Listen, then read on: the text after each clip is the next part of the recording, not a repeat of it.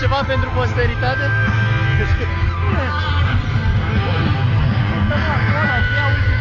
Nu pot să iau mai mult de acolo.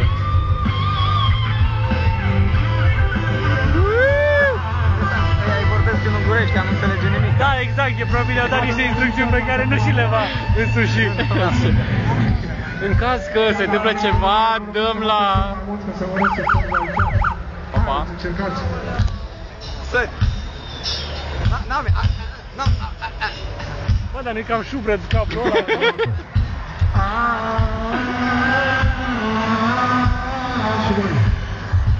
Pleacă-ne pe asta, bă! De acolo, de acolo.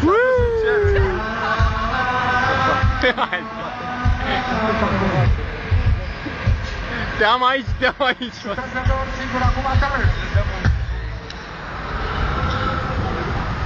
S-a oprit. Crezi că chiar sare?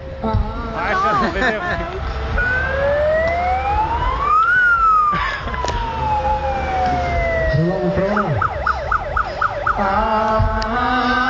Cred că o să rămână fără chiloți, o să-i dă cu culoții. Hai, Nu te uita în jos!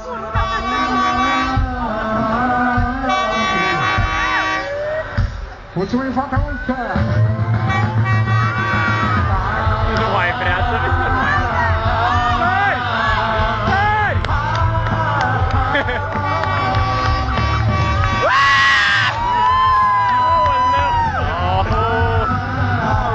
Bă, n-am văzut, am pierdut. Opa! Ai ratat? Am ratat, am filmat.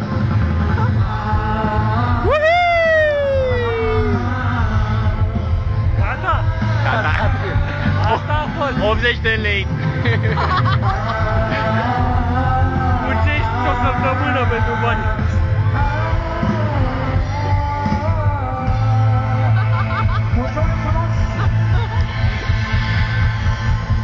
Ce vrea să-i facă? Nu mai făcut nimic. Ce vrea să-i facă?